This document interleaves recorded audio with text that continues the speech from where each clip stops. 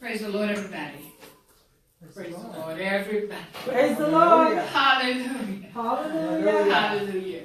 I do want to apologize. Last month, we didn't open up with prayer. And so, Father, we just want to come before you this afternoon to say thank you so much for all that you've done in our lives. And we thank you for just how you've blessed us, how you brought us from last month to this month.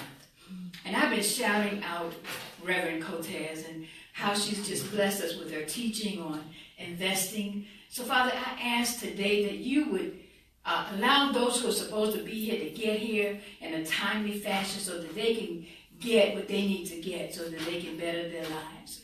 And so, Father, we thank you for our sister Patty who's in attendance with us this morning. We thank you so much for Reverend Cortez and how that's my girl, Lord. And I thank you for her. Thank you for all that you're doing. Thank you for this day. It's such a beautiful day, God. Hallelujah. We just thank you, God, for all that you're going to do for us in this day. Hallelujah. There's a song that down in Virginia back in the day when the TV was going off the air, they sing the song, "On this day, we're thankful to remember.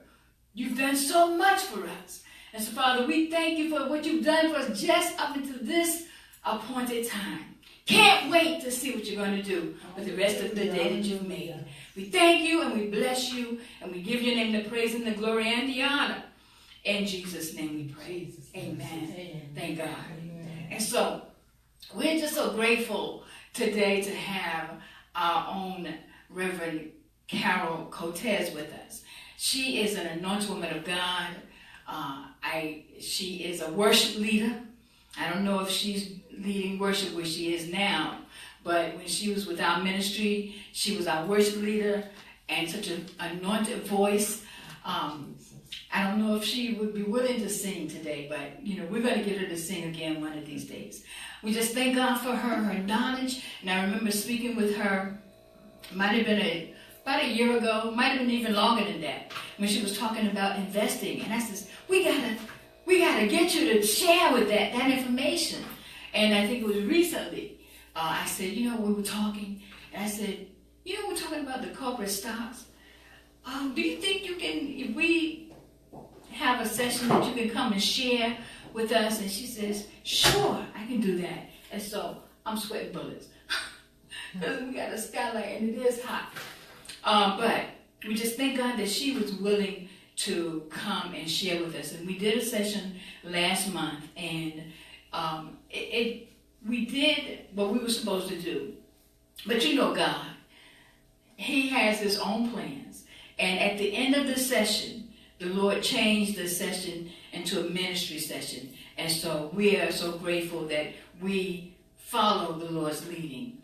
And we thank God for the establishment that allowed us to have this.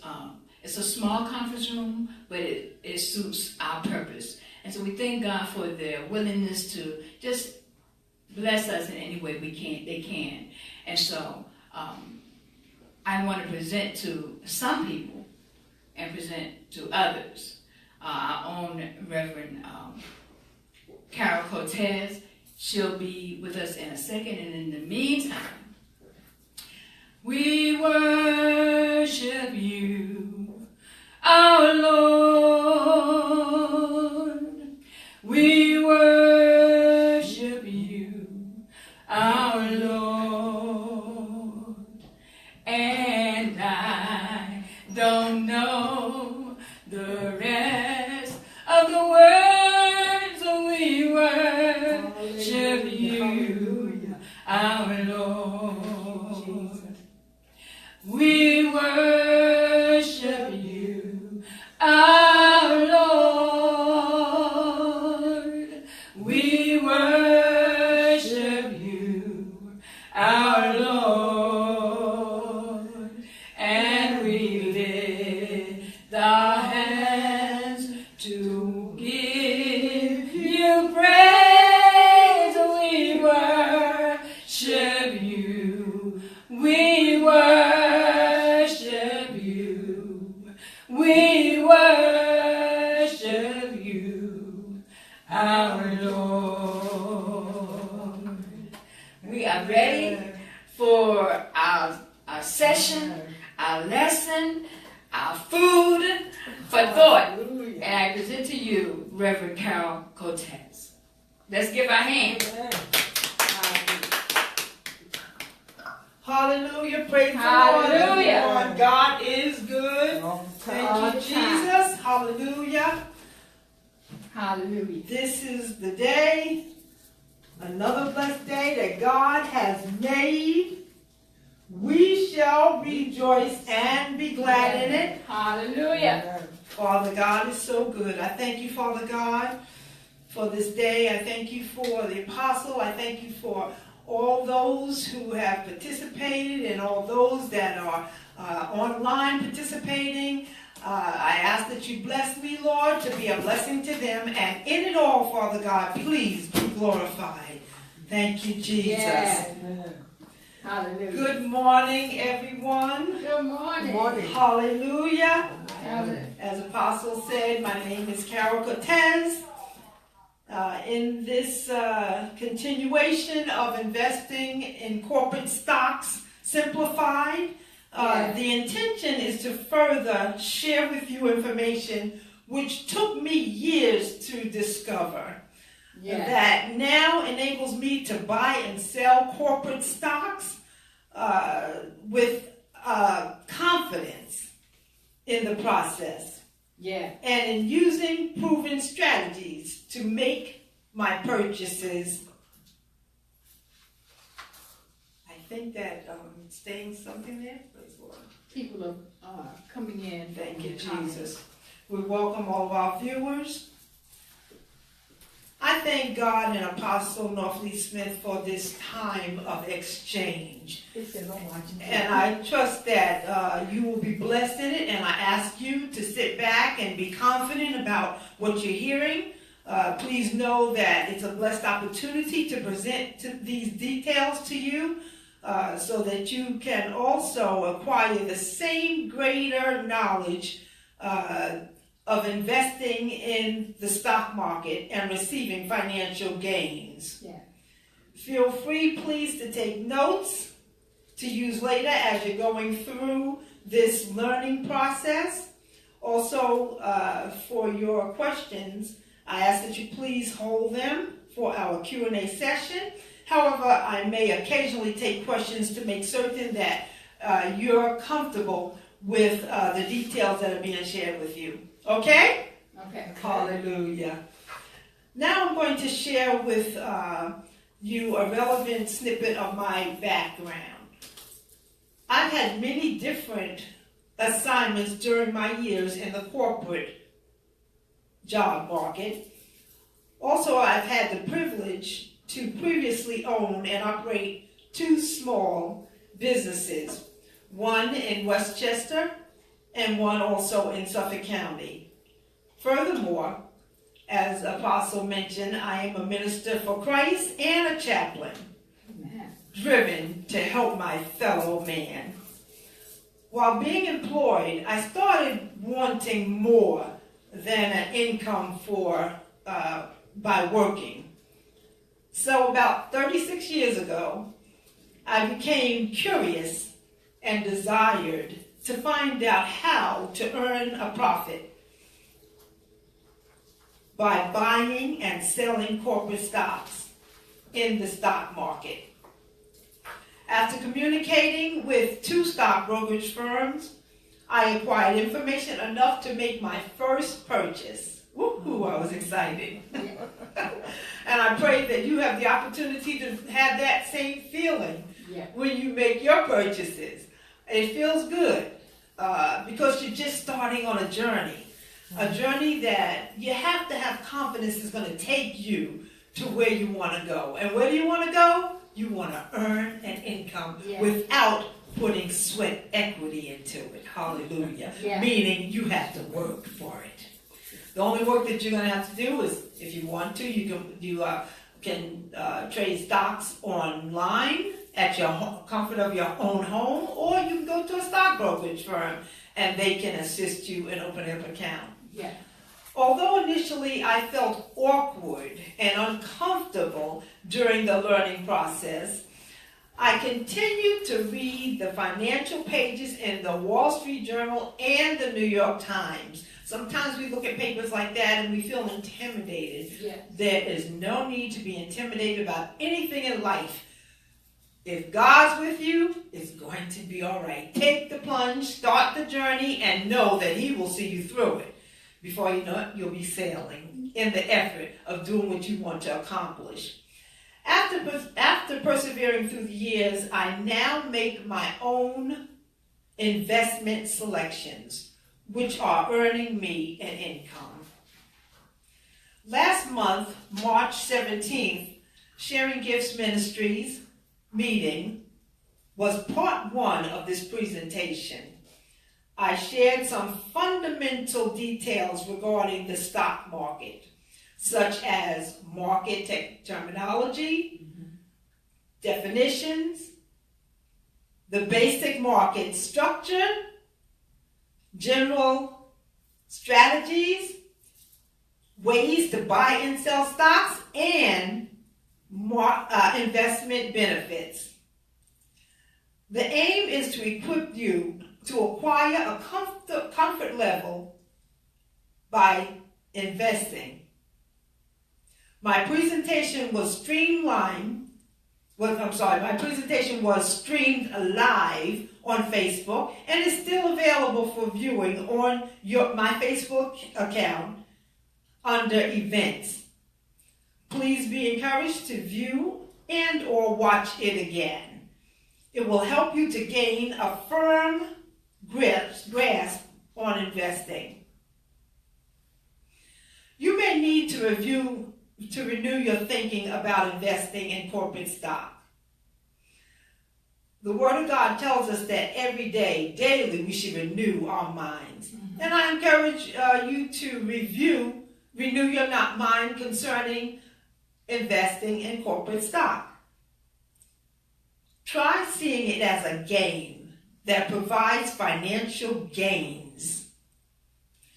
Today we will explore on Yahoo and Google how to gather some key details about corporations that you may have an interest in investing in. Hands-on experience is an important preparation for making purchases. Hallelujah. I'll share some suggestions on investment strategies intended to enable you to privately decide whether to invest, when to invest, and how much to invest. Mm-hmm. We will go online to view some stock brokerage firms, steps required to open an account, which will help you to acquire a greater comfort level to soon start making purchases on your own. Again, the aim is for you to achieve confidence in researching where to invest, deciding whether it's safe, and then start the journey and invest. Hallelujah. Hallelujah. Hallelujah. As I mentioned in session 1, many of us have played the game of Monopoly or online video games and became totally submerged into the fun of playing. Right? Yeah. Do you remember those times? Yeah. Monopoly was quite interesting. Hallelujah. Hallelujah. And online, sometimes I'm on the train and I see people on their cell phones with those Candy Crush games and the other games, and they're so submerged into it, they don't even notice people around them. Well, like the fun that you have in playing Monopoly and or those online games, you have the focus of winning. Well, you need to adopt that same exciting approach towards investing in corporate stock. After knowing the strategies, there's money to be earned. So all I ask is that you consider making it fun. And not only it being fun, just know that there's financial gains in it. Mm-hmm. And Lord knows we all need to, at some point or another, to get our financial posture in order in order that will help us for our future days and our current days to enjoy maybe the funds that we are not making on the job.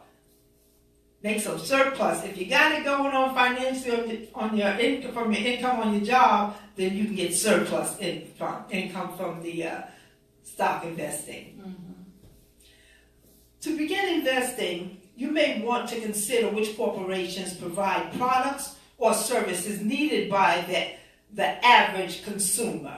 In other words, something that you know that most people don't want to do without or need greatly. Then you know that product has some longevity and a likelihood of succeeding in its sales to the consumer. Let's think about at least 3 products or services in high demand and some corporations in those industries. Like, for instance, young people just love their breakfast cereals, whether it's cold cereals or hot cereals, and also some of us adults like cold cereals still. Then you have detergents. We all got to wash our clothes. Mm-hmm. You know, what detergents do you like to buy to wash your clothes? Just think about that in terms of, you know that there's probably a high demand for that same detergent. It's not just you. So you might want to consider that company that owns that particular detergent or that particular cereal brand, to look closely at them to see how they're doing in the stock market. Also paper goods, paper towels, paper plates, plastic cups. Look at maybe companies that provide those products. Banks. Believe it or not, banks sell stocks on the stock market. Storage units. Everywhere you go, you see these storage companies popping up where, you know, people are needing to store their materials. They're maybe relocating and they need some place to store their belongings until they get settled. Whatever the reason, those types of businesses are popping up everywhere. You have phone companies sell corporate stocks. Next, you can consider finding out how well those particular corporations that you're interested in are managing in the industry within the stock market. Remember, you want the per share stock value to have great growth potential.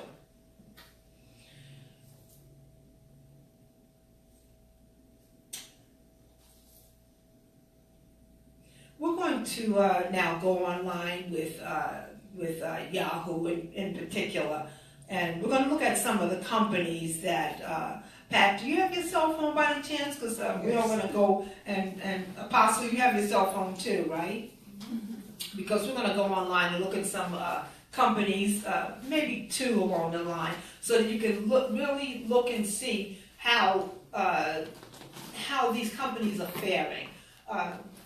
Maybe if we could, Apostle, let's go over. Hallelujah. Get some air flowing through here. It's getting a little stuffy, just a little. Maybe they have air conditioning. Let's have some air in here. Once again, welcome everyone on Facebook.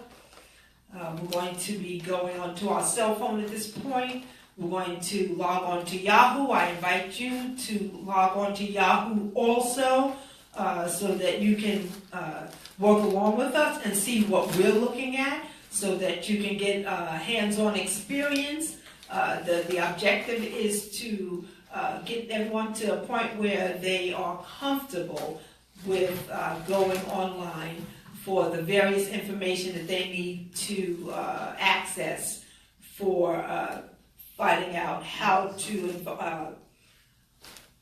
purchase stocks and how to get the information that they need. So if you can sign on to yahoo.com, and we're going to look at a business called Public Storage. And we talked at the first presentation, I talked about symbols. Companies have symbols. They go by symbols. When you go into Yahoo, you can literally type in public storage. But I'm going to give you the symbol. The symbol is P as in Paul, S as in Sam, A as in Apple. So you can just log in the symbols? Yes, you can. What you can do is yahoo.com in the URL line / finance. Once again, that's yahoo.com / finance.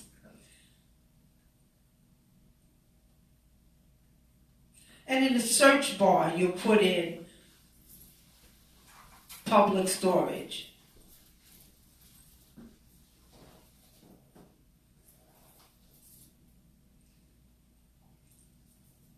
I hope everyone online is following along with us. Once again, that's public storage. They sell stocks in the stock market. And it so happens that they pay dividends, and we'll cover that. We talked about that, receiving dividend payments in the the first session. And we'll cover that a little in this session also. Okay? Martin, could you just repeat that for me? That's in the URL line, you're going to type yahoo.com / finance.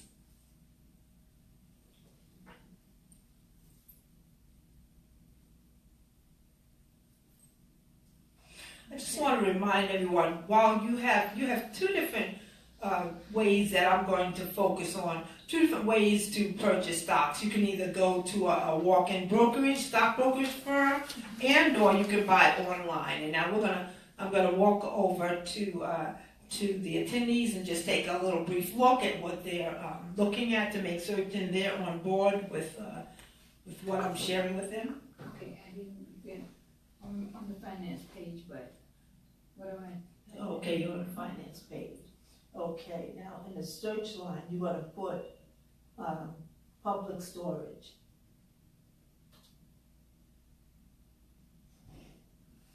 How are you doing, Pat? This is what came up. It doesn't look like the right thing. Okay. Okay. ESA? Yes.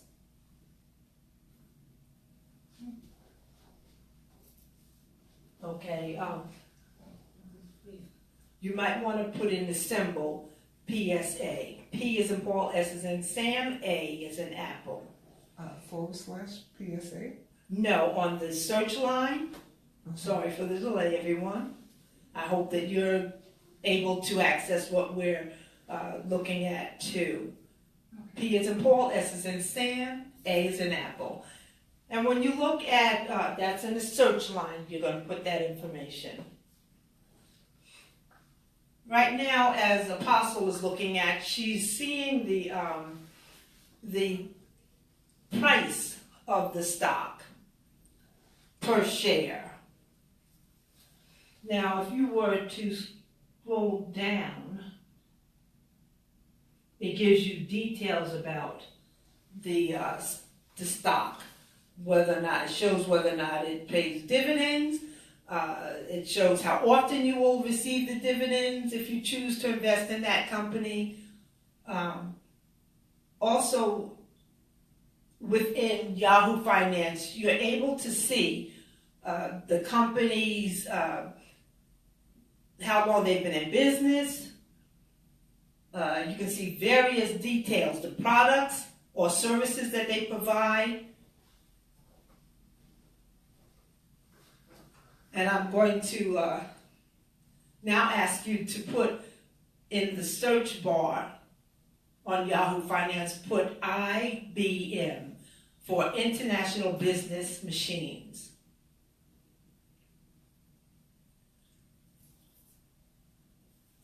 And once again, that will show you, when the screen comes up, it'll show you the price of the stock. If you want to, you can put in the search bar of Yahoo or Google, whichever you're comfortable with, you can put company details about IBM.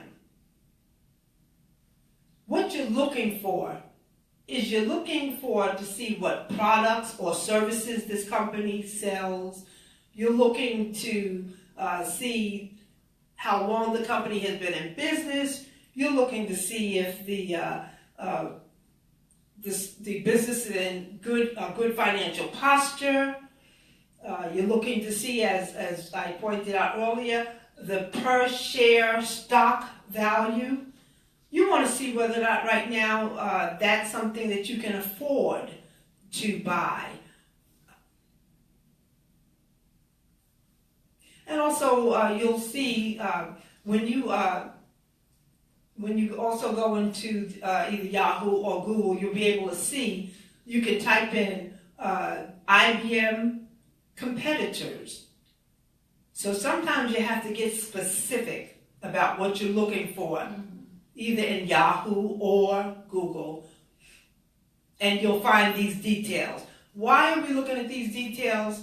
Because, okay, we're first of all saying what types of products and services are in high demand in the market for the consumer, the basic consumer. And once you determine what products or services are in high demand, you want to narrow it down to which companies are in that industry. Once you determine what companies are in that industry, then you want to start looking up those companies either on Yahoo or Google. And there's many other sites that you can research this. You can go to other financial sites, because you want to determine, okay, this product I'm interested in because I believe it's in high demand. This company that is in that industry I'm interested in, but how is the company doing? How are the stocks doing? In those different research avenues, online research avenues, you're able to see how has the stock been faring. Has it been on the increase? Has it been on a decrease? Or is it standing still? You want to identify these key things, these key factors to determine, is this something that I should invest in? Because while they might seem to be in high demand, it might not be yielding the income that you want your stock purchases to yield, because we want to earn an income from it. Whether we just want to save the money, whether we want to go and be able to have more spending power, we want maybe to, just for the fun of it, whatever the reason you have, you want to make certain that your decisions are based on sound information that you've researched. Because you don't want just to make a purchase without knowing that it's going to yield the benefits that you want.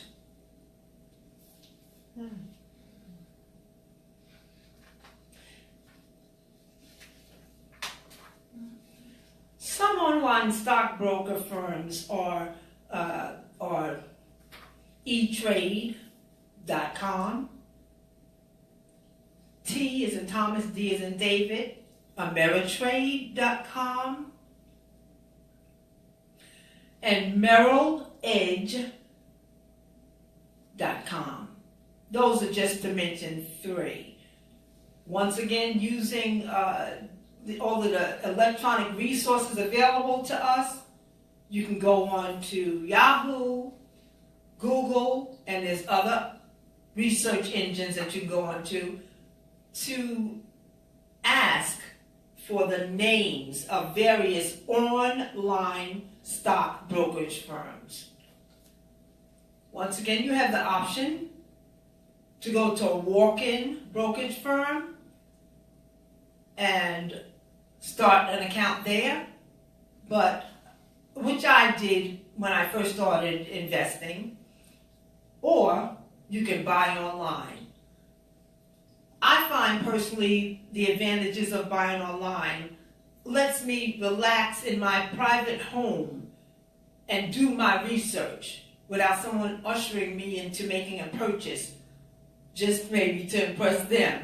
I want to make certain that when I make a decision, it's based on sound information about the product or service I'm interested in investing in, and the company that provides that product or products or services. I want to make certain that I've done my research to make sure that my money is going to work for me. It's just like when you go for a job and you go for an interview. You research that company to make certain that they're going to accommodate you in a way that you believe that you need to be accommodated financially or in whatever way.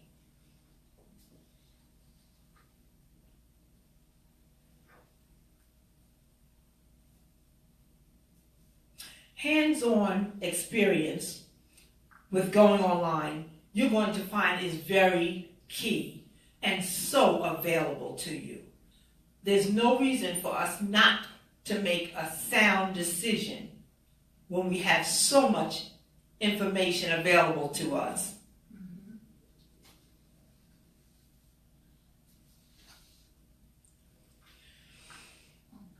So remember, that's one thing that's key. Remember to do your research on the sale of the product. Do your research on how well the companies are doing in that area, in that industry. Narrow it down to which products you may be interested in. Narrow it down to what corporation might be providing you with the best investment possibilities. And then once you've really done your homework, believe in your choice. Then expect the financial benefits. They're there for you. And as I mentioned in our first session in March, it's been determined by economists that less than 50% of the American population invests in corporate stocks. Less than 50%. So the other percentage that are investing, that are not Americans, are taking advantage of what's available to us. Sometimes we are intimidated by the thought because of lack of understanding. That's why I'm so encouraged to share the information with you so that you would be encouraged and make that percentage a greater percentage. One day, let's make it 75% of Americans that are investing in corporate stock. And let us be in the number. Someone's making that money. Yeah. Why not us? I've been doing this now for 36 years. Intermittently, but more doing it than not. I'm pleased with the investments that I've made. It's so important to remember that the stock market does have moments of volatility. Volatility meaning that the stock prices may go up, they may go down. But one thing I try to stress to others, stay calm. Stay calm when you see it volatile. Yeah. Keep your wits about yourself. Don't panic.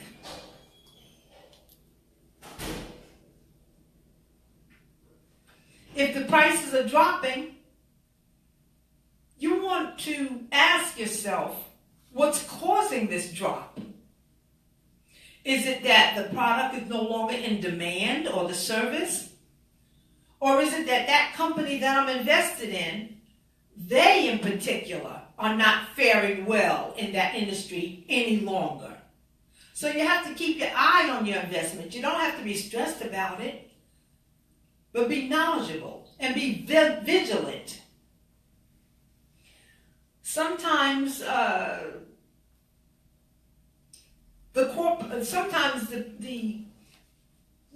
political environment itself can impact on the movement of the prices in the stock market.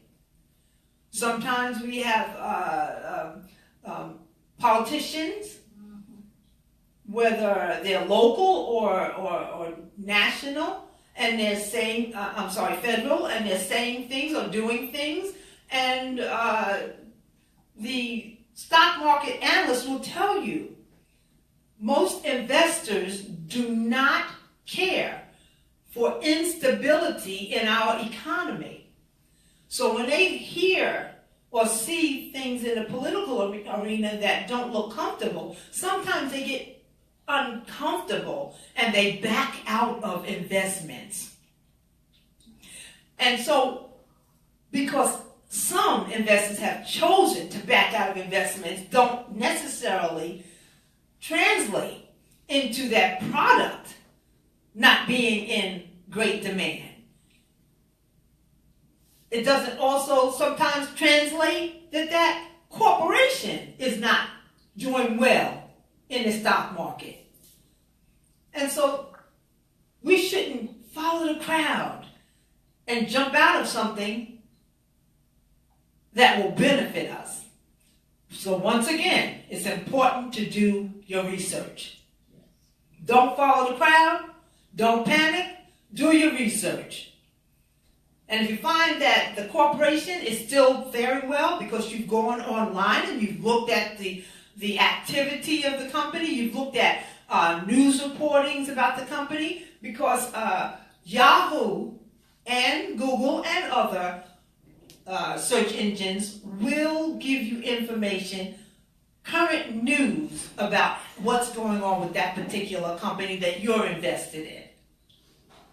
Also, if you choose to open an online account, the stock brokerage firm will have details letting you know the news reportings about those particular companies and a particular company that you're interested in. So the information is there and available to you. Hallelujah. Also, if you have an account with either a walk-in brokerage firm or an online brokerage firm, they always have a contact number that you can call and ask them. Simply ask one of the representatives any questions that you have about that particular company, corporation, or about the products that that corporation is selling. If they have wisdom in that area of what's going on that's causing volatility, they are obliged to tell you. And we need not be intimidated to ask them, because they're there to help us. They're there to steer us through. They want you to succeed, because come what may, whether it's a walk-in brokerage firm or an online brokerage firm, they are getting money from your purchases and your sales. Also, there's TV gurus, those that are wise about the market. You can find them on TV stations like MSCBS, also the Bloomberg Market Channel, also CNBC. They give you information on the stock market activity. So, you know, sometimes they are there to help us to understand what's going on. They want to help investors. And their wisdom is great. And so I turn on to them and I listen to them.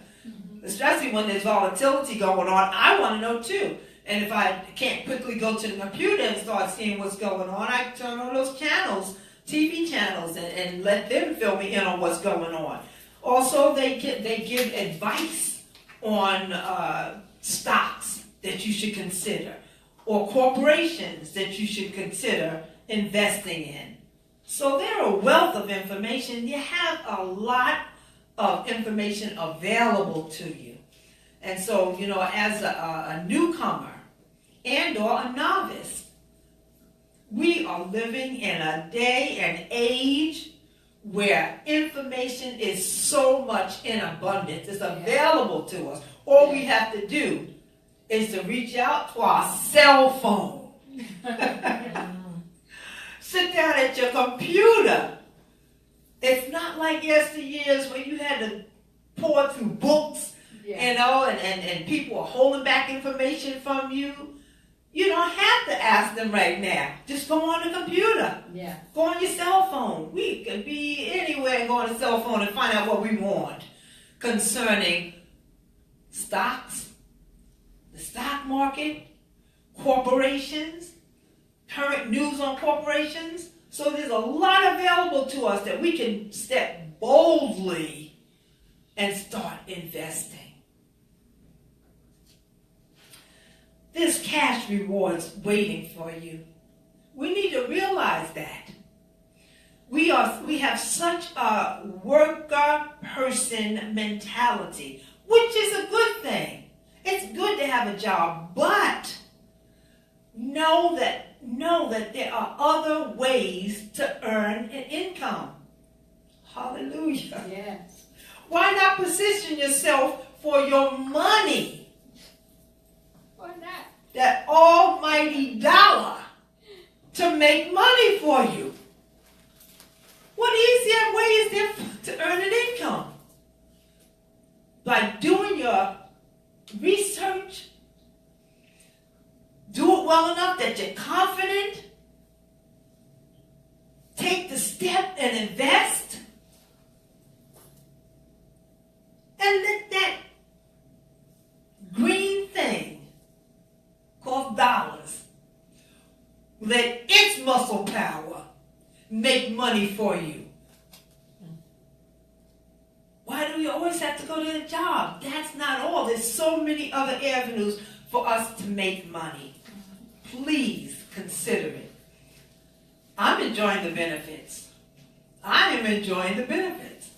I've been doing it for a while. And I thank God, like I said previously, I felt awkward. Like, that's natural for us to feel awkward. Mm-hmm. It's like, can I do this? Is this for me? If you can get that fun mentality in your mind, you'll find that it is fun. Because I'm using my research to make strategic moves to earn an income. So just like those online games that people submerge into, and like I said, I'm on the train, Long Island Railroad, or the bus, or wherever, and they don't even see who's around them. They're so submerged into the fun of it. Submerge yourself like that into researching. And the research is easy, and it will open your eyes about what's going on around us in the corporate world. Besides us sitting at a desk or wherever, doing a job for a company. It will open up the horizon of understanding of what all is going on around us. And then mainly of all, it will open up your understanding of the money that's available for you to earn. I mentioned in March, and I choose to mention it again, Jesus said that he came that we might have life and have it more abundantly. Amen. Amen. And like I said, I want that abundant life. Not that I want to be filthy rich, although if that happens, oh well. I'm going the journey.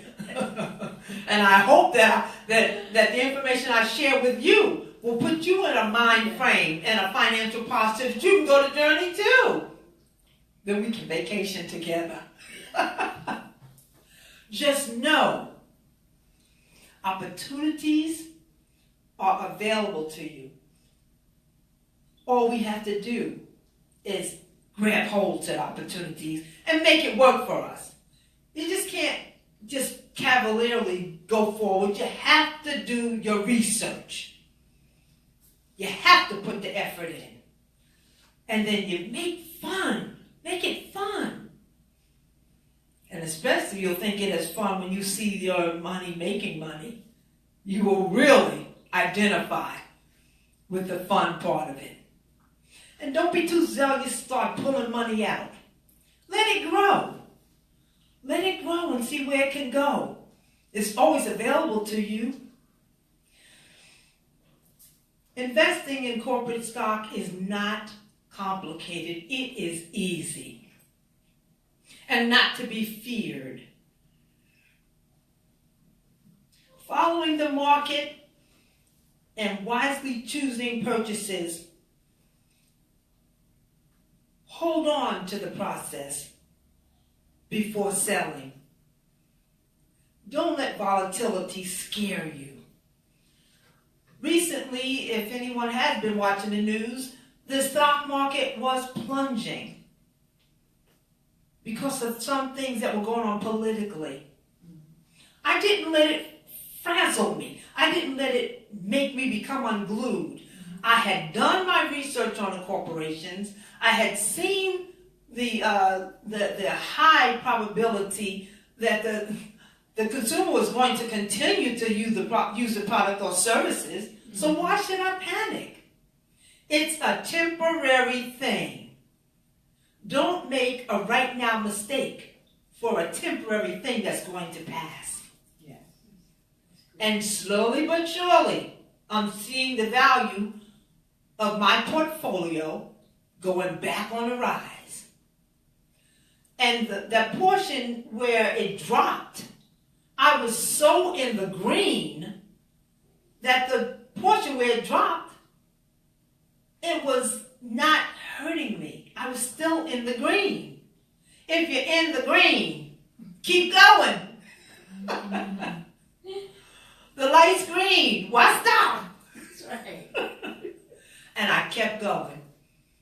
I trusted in my choices. That's why I encourage you to do your research. It's easy. Just sit down instead of playing Candy Crush. Go onto Yahoo and or Google or whatever search engine you want and check out the corporations. See what the stocks are selling for. One stock we looked at just a moment ago, Public Storage. The stocks were going for currently $205 a share. I bought it when it was less. Meaning that I have made money per share as the stock price value goes up. In addition to that, I like to buy stocks that pay dividends. You want to remember to focus on the game of it so that you don't get sidetracked and panic. I mean, when you're playing games, Monopoly and or Candy Crush or whatever game you're playing, you may say, oh my goodness, I'm losing a little. But what is your mind saying? I'm going to try to do better. I want to win, I want to win, I want to win. Think of that winning factor when it comes to investing in stock. Win. Earn an income. If you have the cash like to make large purchases of stock, go for it. But do it wisely. If you don't have the cash to make large purchases, know one thing. KNOW. Know it. You can make purchases as small as $5 per share. They're out there. Startup companies. There's some startup companies that have high potential. And you can buy stocks as low as $2-5. You can buy as few as 5 shares. It's up to you how many you want to buy initially. Some stocks you can buy one, like public storage that I was just talking about. You can, if you have only $205 and you want to get a purchase of that stock, you can buy 1 share online. But you want to go into a reliable and trustworthy online stock brokerage firm. As I had mentioned, you have E-Trade, you have TD Ameritrade. TD Bank has been around for a long time. And TD Ameritrade has also, and MerrillEdge.com. So you have different, and please, I encourage you to go online and look at the brokerage firms that you think would be a good starting point for yourself. Call them, ask them questions, go online and look and see what's required to open up an account online. The process of opening up an account is very easy. I want to remind you also, it's very important to periodically view or watch for what's going on in the stock market.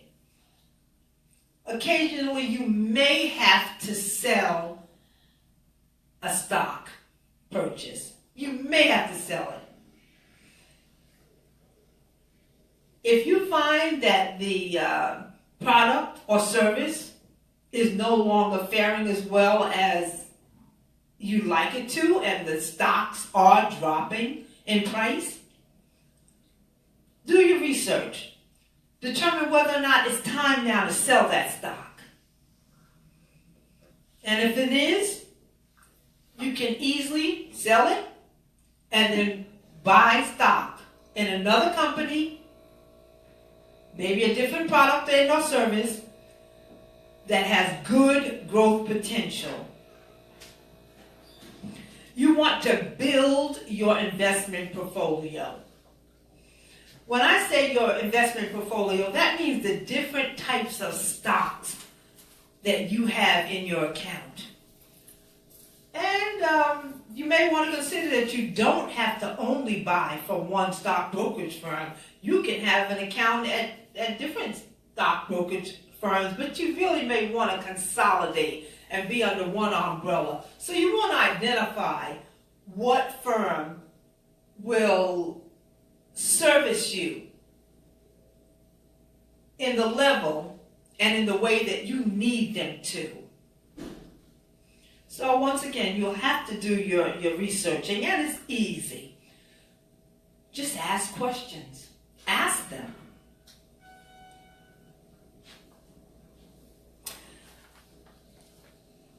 When I say you want to build your brokerage, your stock portfolio, you may want to consider a combination of utilities, purchase of stocks in utility companies, phone companies, maybe banks. These are just suggestions of different companies that you can consider. I chose to buy stocks in MasterCard. I chose to buy stocks in technology companies. Some of them startup, and some of them have been around for quite a while. AT&T is one company. There's a lot of corporations out there with products and or services that we all are using. Think about stocks in companies that you buy their products. You know, we occasionally go into supermarkets and we see, Scott tissue on sale. You go in one day and the supermarket has a stack of them on sale. You come in later on that afternoon or the next day and the stack is gone. Let that be a clue. this is a product that's in high demand. Maybe you should look at that corporation and see how they're doing. Are the optics of the product selling so well, equating to the stocks are good purchase for my portfolio? Do the math. If it's good, you may want to jump on the bandwagon if the wagon is rolling nice. You may want to jump on. Why get left behind? By what we give at. Exactly. Go for the ride and enjoy it. Now, I want to talk about stock accounts that you can open up. You have options. You have an individual retirement account that you can open, or you can open an IRA. One kind of IRA that's IRA for some, to better explain it to you, individual retirement account. Individual retirement account. One type is a traditional IRA. It allows individuals to direct pre-tax income into investments that can grow tax deferred on capital gains, on dividend income, is taxed until it is withdrawn.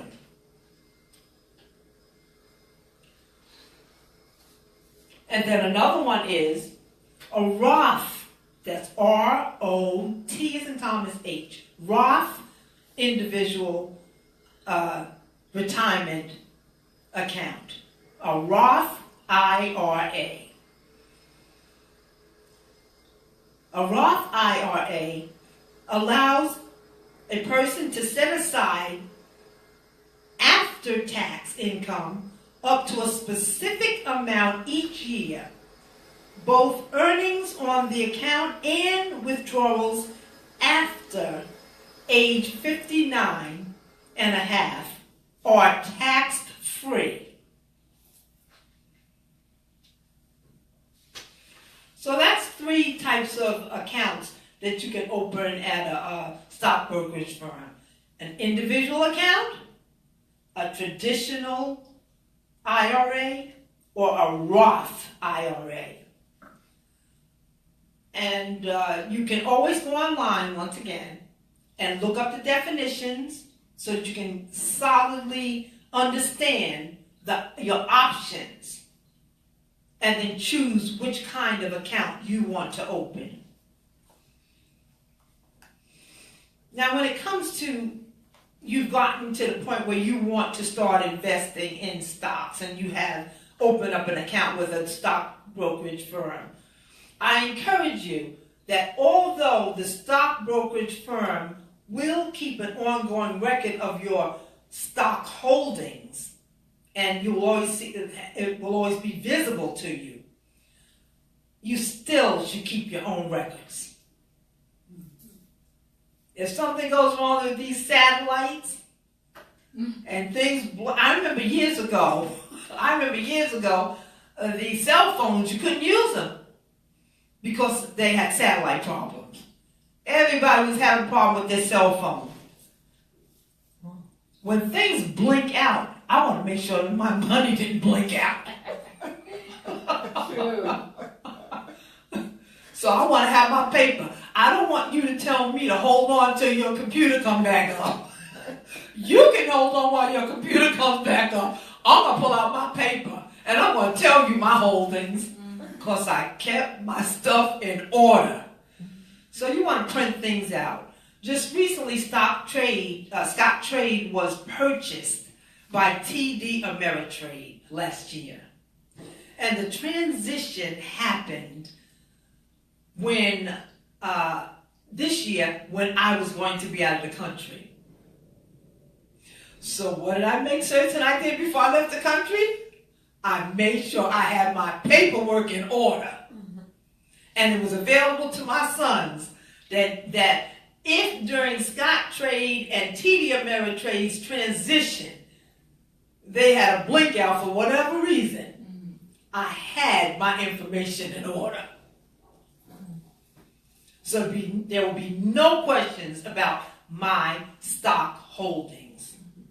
So you want to print out your information, and you want to have, once again, a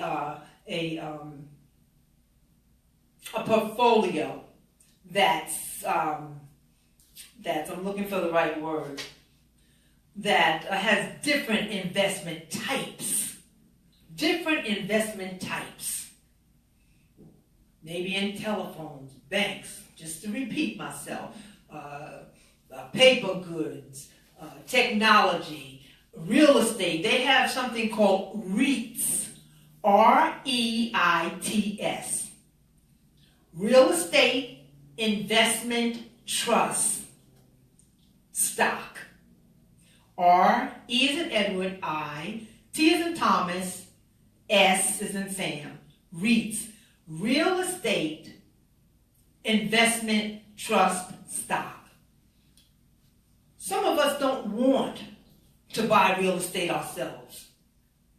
Some people are brave and that's their thing. They invest in the real estate and they do very well at it. Some of us don't want to literally own real estate property. So a REIT is something that you can buy stocks through, where that corporation is investing in property. Sometimes it's commercial properties. Sometimes it's residential properties. And not only do the value of the REITs go up, the value of your stock price is going up, but some REITs pay dividends. And so you got a twofold income from a REIT corporation without you individually owning the land. I've invested in a few REITs. I like the feeling of it, that I'm not responsible for going out there and having that property mowed. I'm not responsible for the trees being cut down. But I'm getting the money. I like that. That's the easy way to invest in real estate. Sometimes you have to say, okay, this is the kind of person I am. I don't want to own a lot of property. I don't want the responsibility. In other words, you got to make your decisions about what you want to do and what you don't want to do, what you want in your life and what you don't want in your life. And then start making sound decisions based on that foundational understanding. Stay in your lane. Don't go do something that doesn't. Why put on shoes that's too small for you or too big for you? Yeah. You're going to be uncomfortable. This is not about being uncomfortable. This is about comfort. While that money is stacking up for you, you want to be comfortable. Yeah. Stay in your lane. This is my lane. I like REITs. And I'm not suggesting that you or anyone in particular invest in REITs. You have to once again research and see if it works for you. If it does, go for it. There's various types of REITs. Once again, that's real estate investment trust stock. Sometimes corporations that have REITs, it's mining land, where they're mining for gold or they're mining for oil. Because I previously owned a REIT that was mining for gold in Mexico, right from my computer at home.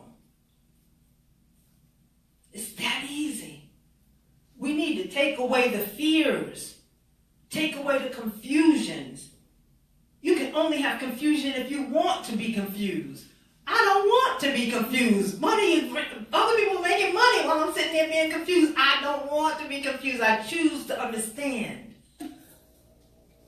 The information is there. easily accessible to us.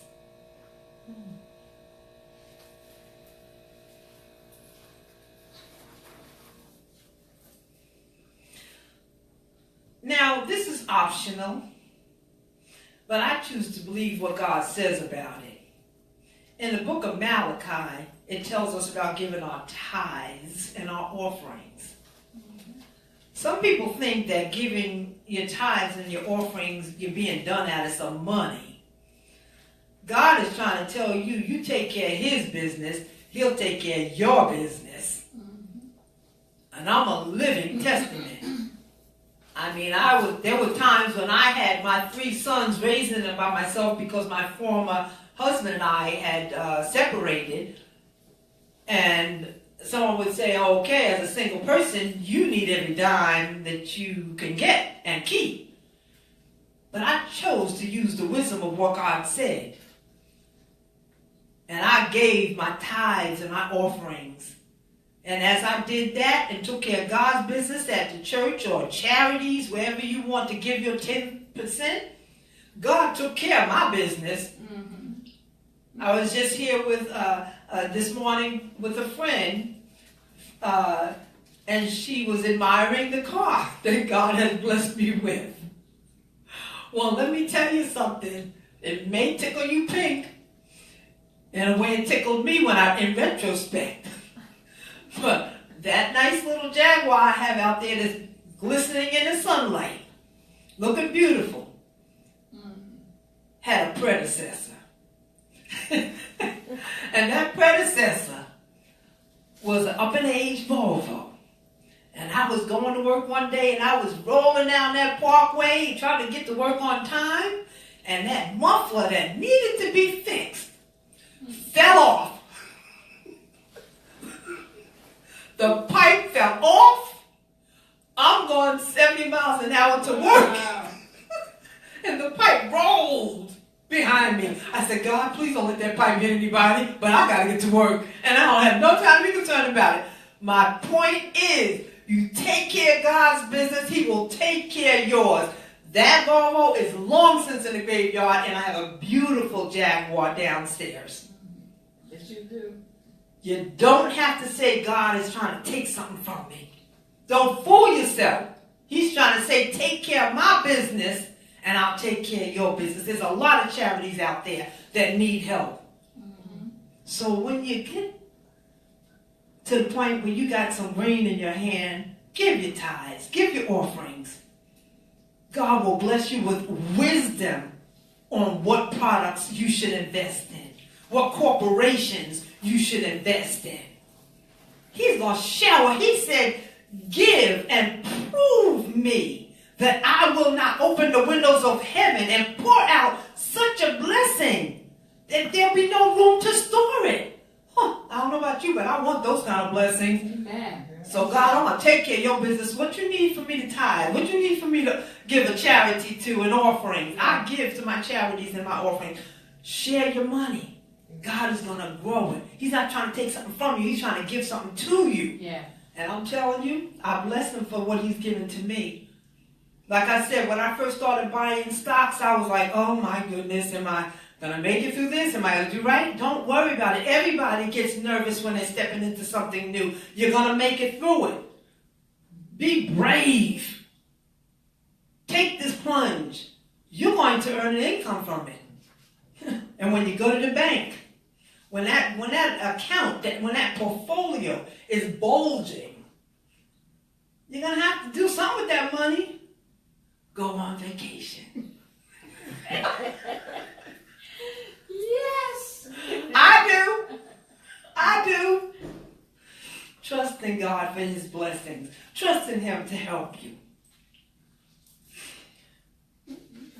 Also, he says in one part of the Bible, it says, give, and it shall be given unto you. I'm paraphrasing. Good measure, pressed down, shaken together, and running over. That means after you done pressed it down and shook it together, it's still running over. Yeah. That's how much others are going to give to you. And I'm telling you, because I give, when I call those broker firms, you would think they know me. They're so kind, so generous. And I know some of them people are probably not so kind and generous, but God is helping me. Yes. He's having them help me, and he'll have them help you. So don't be trying to hold on to money. Do what you have to do in terms of giving. Give responsibly. Give wisely. He just said 10% anyhow. That's not a lot. And trust that he will take care of your business. He has taken care of my business. When I became single, I was living in an apartment at that time. In a bad way financially, but I still gave. Since then, I've owned my own house. I love it. My mortgage is paid. All I'm doing is paying property taxes, which is inevitable. So, trust God. He's not trying to take nothing from you. He's trying to bless you. You trying to hold back the money and you keeping your blessings from you.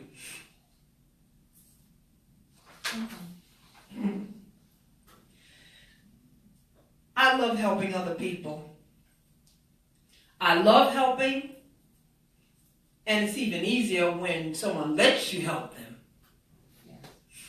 Sometimes people won't let you, so you have to mind your business. Maybe you're not the one to help them.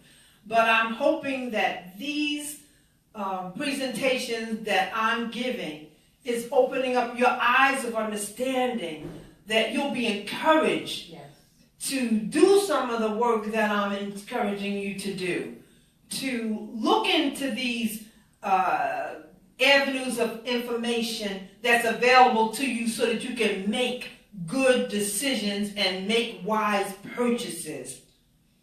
Other people are making money investing in stocks. Why not you? Why not? That's what I said when I was a single mom with my 3 sons. Why not me? How can you make the money if you don't take the steps? Think of it as fun. It's a game.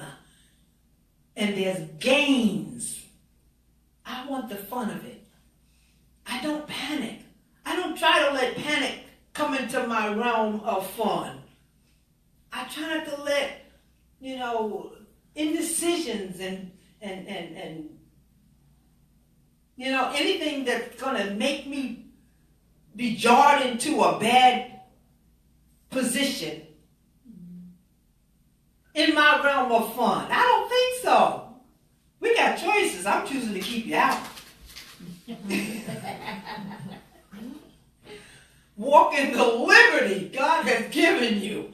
Amen. My liberty is not to let someone or something come into my realm of fun.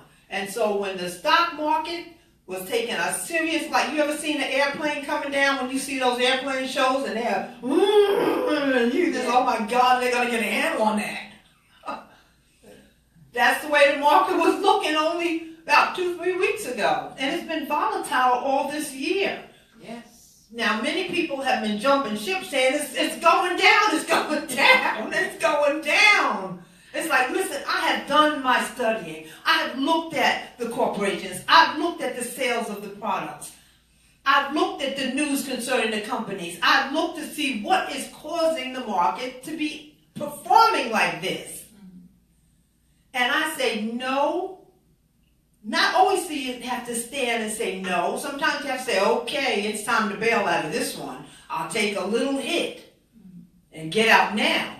Because some companies are nosediving and you can take a big hit if you don't get out. It's called just keeping an eye on your money. I mean, how many times you look at your bank account, make sure all those dollars you put in there are still there. Especially if you have to make a withdrawal. Same thing. Just keep a look at your account and your portfolio and see how the different stocks are performing for you. And determine whether you're going to leave them go alone and let them keep doing what they have to do, or whether you're going to bail out and get something else somewhere else. Like I said, I do love sharing with my fellow man. I do love girding up my fellow man as much as I'm allowed to. And this is a part of sharing. This is a part, and I thank God for Apostle Northley Smith for having forums like this for myself and for other people so that we can share good news and encourage each other and strengthen each other, share knowledge with each other. Whatever the case, let's come along together. Let's not be like crabs in a barrel. Exactly. I'll push you up, please push me up. And let's go together on higher ground and be happy about it. So I'm hoping for more opportunities through Apostle or through whatever avenues God chooses. There are some subjects that I wrote down that I'd like to share with everyone. I cover subjects like budgeting your money simplified, money saving strategies, spending and emotional constraints, sustaining ethic standards, and many other self-improvement and family topics. My mission is to encourage as many people as possible to assist in investigating their ways, making their way through this maze called life and finances. Just for the viewers, if ever you're interested with your group or church or organization and would like to have me come and present, my contact number is 631-319-7228. Please know there's no group too small and no group too large for an engagement. The purpose is to share. So I invite you to call me and let's help each other in the journey of life and making it work for us so that we can do it happily. There's enough challenges in life. Let's look for the happy spots and let's work together to make it happen in each other's life. I want to thank you for your time. Once again, I thank the Lord God Almighty. I thank Apostle. I welcome your calls. I welcome your invitations to speak before you and or groups or your church. And let's be blessed together. Thank you so much. Amen. Amen. Praise the Lord. Questions? Yes. I have a Q&A session, and it's now. I welcome any questions from the audience and those that are online. If you have questions, type them online. If you want to put your phone number there or a means for me to contact you, I will respond because if there were any gaps in your understanding, I want to make certain that I fill in the gaps so that we all have continuity in understanding so that we can take that step into investing. It's a nice fit if you want to make money. And most of us go to work for that money. And some of us don't have to because we have it financially like that. But if we don't have it financially like that, and even whatever the case, if we want to enter into the market, buying stocks, I want to make certain that I've done my part that God would bless me to do to help you. Now, if you have any questions, I open the floor. Okay, I actually had a question. Like what was the minimum amount of money you could start investing with? But I think you answered that question as I was going to the bathroom. Yes. Like you said, as little as $5. Now, where would you find those kind of stocks? Would you find it in the Wall Street Journal or? Now we have those TV stations that I mentioned, and they do mention some startup companies. In our session last month, we talked about initial public offerings, new startup companies. Sometimes they start off like Facebook. Zuckerberg started off with they started the price of their stocks at 20 some odd dollars, just 20, it was within the $20 range when they initially offered their stock as a public offering initially. By the second day, that same stock, as I mentioned previously, was up to $47. And within that first day, they made several billion dollars. But once again, there's many different companies that right now that sell their stock at the price of $5, $6. I have some of those on my account. Some of them, like companies that sell, what do they call them? I'm trying to think of the name of the item that they sell. What do they call it? Anyway, it takes from the sun. The solar panels. I have a company and that they offer. They're from Canada, and once again, I bought them right online through my stockbroker account, and I think their price is now $5 a share. So if you say, okay, if I think this company is sound enough and doing well enough, I want to buy maybe 10 shares. That's $50 for 10 shares. When I started out buying MasterCard and Visa, I started out with 1 share. I think MasterCard initially opened up not opened, but I started buying MasterCard stock when they were, I think it was about $100.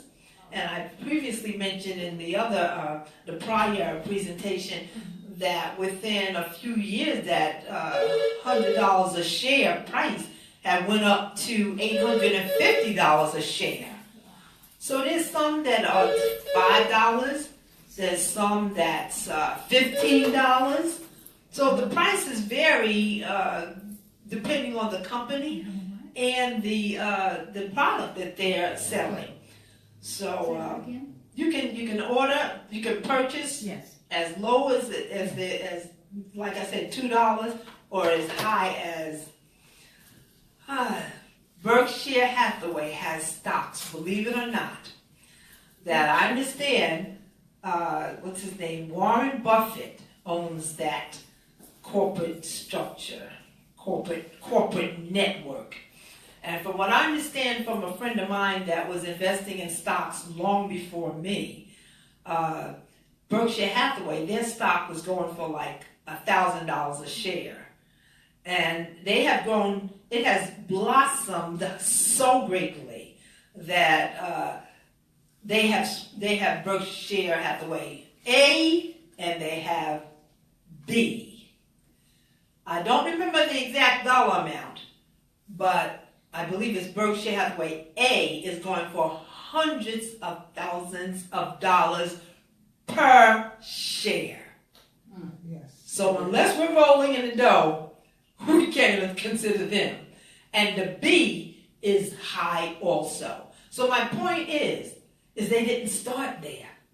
They started at $1,000 a share. She was saying, my friend was saying, I could have kicked myself. I could have bought it for $1,000 a share. And now that $1,000 would be hundreds of thousands. And from what I understand, Warren Buffett, when he throws their annual galas, he rolls the carpet out for the people that own shares because, I mean, financially, you are really, put out a lot and or gained a lot.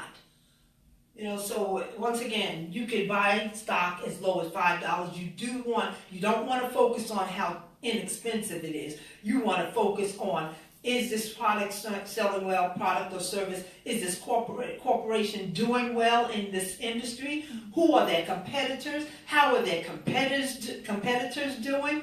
Because I've had on my stockbroker account, like I said, when you have an account, they will give you news on what's happening with a company. You could say, okay, I'm looking at this company. You put in the company name. They have a search bar. You put in the company name if you know the company name. If you don't know the symbol, you can put in the symbol. And come what may, it will your account, it'll tell you news about how that company is doing. You want to make certain that your decisions are sound. You want to make certain that your decisions are based on foundational stuff that can't be rocked. Because when that market starts fluctuating, you want to make certain that fluctuation isn't going to make you have to start making moves. So you want to examine the fluctuation. Determine, do I have to make some moves? If you don't have to make no moves, like I didn't, like I said, 3 weeks ago, the market was volatile, and I stayed put. There wasn't one thing I sold. I stayed put, and I'm watching that drop go right back up. Because the drop was not based on the products and or the corporations and how the corporations were functioning. It was based on political volatility. Any more questions? Yes. Okay, so once you identify something, a stock that you'd like to invest in, what are the steps? You identify it, you call a brokerage firm, and what happens from there? Okay. Now, as beginners, I would suggest that we use the online information as much as possible. Okay, you identified, say, that Nike is doing very well. And so you can go online and you go into Yahoo or Google, type in all about Nike, the company or the corporation, and they'll bring up information. The last time I went into Google, it showed me how long the company had been in business, not Nike in particular, but the company I was researching, how long they had been in business, what products and or services they provide. Now, sometimes I've looked at companies and I've said, okay, I know that they sell sneakers, hypothetically, so I'm looking at them because they sell sneakers, but once I go into Google and or Yahoo, the search engine, I find that the company has oil wells. They're into providing oil, and I start finding all of these products and those services I did not know that company was offering. So then I start looking at the potential of my stock growing based on the various endeavors that the company or the corporation is involved in. So once again, you go to those search engines. Sometimes you can even type in what is the symbol for that company, and Google and Yahoo will show you how the stocks are, how they're priced right now. So if you know that you want to buy that stock, you would go into one of these online stockbroker firms that I mentioned. Go online, type in TD Ameritrade, hypothetically, TD Ameritrade, and then they'll say opening account. You'll see someplace, or E-Trade, or whatever brokerage firm you choose. They'll have a spot where it says opening an account. And you could go onto Google, you could research how are they doing. You can go into Better Business Bureau and see how online and see how the company, the brokerage firm is doing. To decide, okay, is this the one I want to start my account with? And remember, even if you start your account with a brokerage firm, doesn't mean you have to stay with them forever. You can say, okay, I want to make a change. You can always say, sell all my stock. But understand, you have to pay for the sale, just like you have to pay for the price to buy them. Okay, so you're paying the broker a certain percentage to open up that account. Very good question. No. To open up your account, you pay nothing. Okay. They want your business. To open up an account, you pay nothing, but they're going to ask you to make some kind of deposit so that you can have money to buy stock, because that's why they're there for you. So you can start buying and selling stocks. So they're going to require you to make some kind of deposit. We covered this a little in the first session. And once again, that's why I encourage everyone to please, I still have the online presentation, part 1 of investing in corporate stocks, Simplified. It's on my Facebook account, under my events. I encourage you to look at it again and again and again until you get that down into your mind. But some brokerage firms have you open up an account with no minimum. You know, I've asked TD Ameritrade, what's your minimum? We don't have one. So that means I could open up an account with $25. I could open up an account with $5 if I want to be that ludicrous. My point, though, is that they invite me to open an account. And maybe I only have $5. That's okay. I started my account with the prerequisite. Scottrade required you to start it with $500. And trust me, when I first opened up my account, like many people, I was like, where am I going to get $500 from? Yeah, I get paid and I get paid well, but guess what? There's this bill and that bill and that bill and that bill, and after I get finished paying all those bills, I'll be lucky if I can buy myself a dress. So forget about $500. But I did get the money and I did make the investment.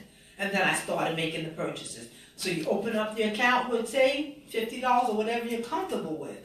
And then you don't have to buy stocks once you open up an account. You do it at your leisure.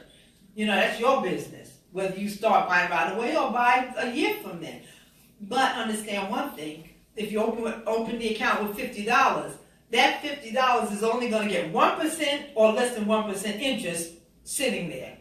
That brokerage firm is going to only give you 1% interest. And that $50 that you stuck there, they are using it. For whatever reason, they're going to use it. It's just sitting there. But you're going to get interest and your money is still there. Okay, those earnings, whatever you profited at the end of the year, 6 months, whatever, there's income that you have to report to the IRS as well. That is income that you report to the IRS. Now the question is that income, the earnings that you make on your account, is that income that you have to report to IRS? Well, I want to say two things.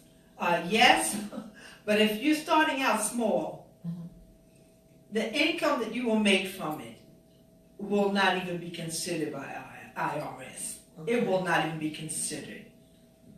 Even my investment incomes from it at this point is inconsequential to IRS. We're not rolling in the money. You know, so don't be concerned that, I made $100, I'll be paying a lot of, that's going to come $100 out of my income tax return. No. IRS won't even think nothing about it, so little. Once you balance out your charities you gave to, your whatever else the CPA or accountant looks at, it's going to be like nothing. It usually ends up to zero for IRS. And then another thing that I thought of as you asked that question is that when you, and I was almost confident I had it on the presentation, but I might have overlooked it. Your dividends, you have different ways to handle your dividends that you make on your account, and also your any monies that you make on your account. You could either have your dividends mailed to you or put into your bank account, whichever way you decide to set it up with the brokerage firm that that has your account. You can either have them send a check to you or deposit it electronically into your account. I choose to let my dividends add up on the account so that I don't have to stress out trying to make money or find money to put more money into my account so that I can buy something more.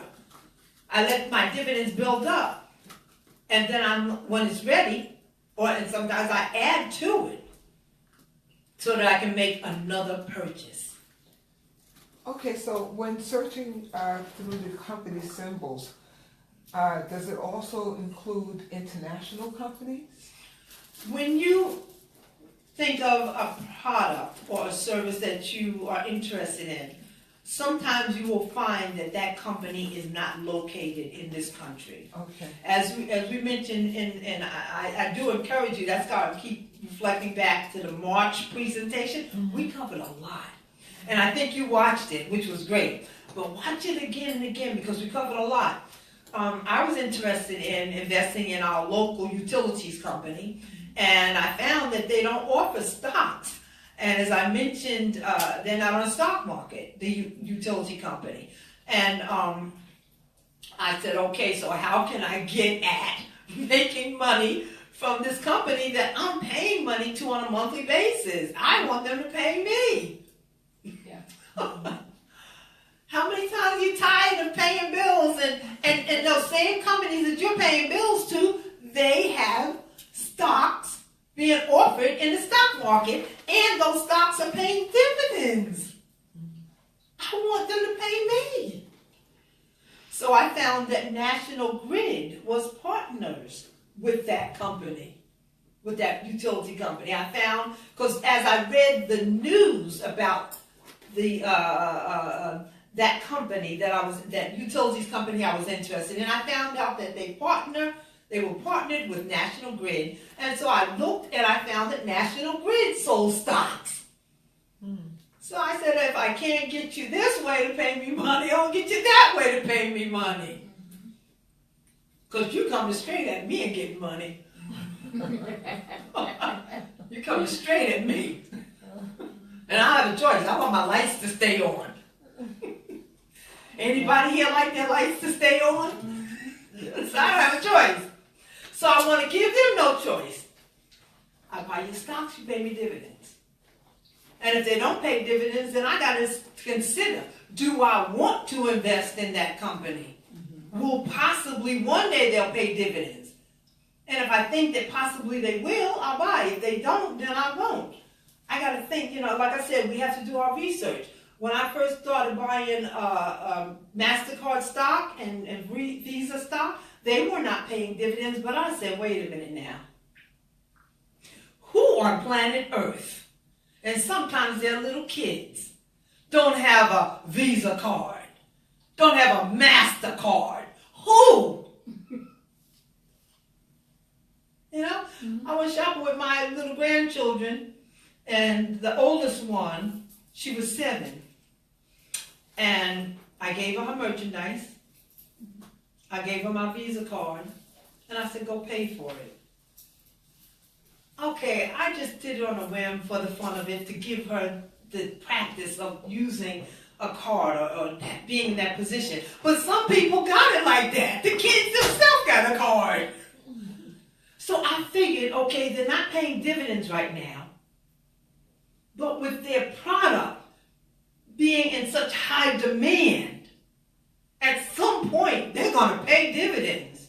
And when they do, I want to be on the bandwagon. How many times you see those moats going down in a parade and the people are happy and everything? I want to be on the moat. I want to be happy. I'm collecting the money, the dividends. And they did. They did. After about 3 years, they started paying dividends. But until they started paying dividends, I was watching the stock price climbing, steadily climbing. And I said, while it was climbing, I don't mind that they don't pay dividends right now. I'm loving the climb. So when a company announces they're going public, does that mean that they are now offering stock? Yes. Okay, wow. The question was, for viewers, when a company says they're going public, does that mean that they are now selling stocks? Yes. That means that is their initial public offering. Initial meaning starting out.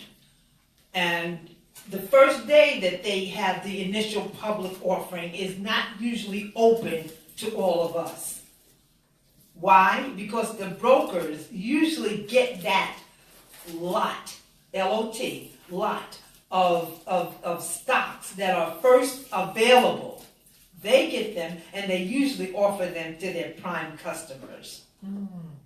I was fortunate when I first started that was not the case. And I was in touch with a stockbroker at E.F. Hutton.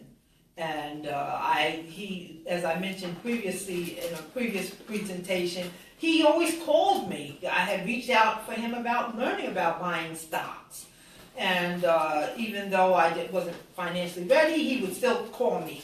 And eventually I said, okay, this guy is calling me from a reputable firm. Let me fess up. I am interested in buying, but I don't have any money right now. I said, but you know what? As soon as I do, you're going to be the first one I'm coming to. And I did. And I say all of that because I let him know where I was. And he appreciated the candidness. And so when I was ready and I called him, he said, I'm not going to make the purchase for you right now. He said, because you have expressed that they listen to you. You have expressed that you're interested in utility stocks. Because I figured everybody, like I said, everybody want to keep their lights on.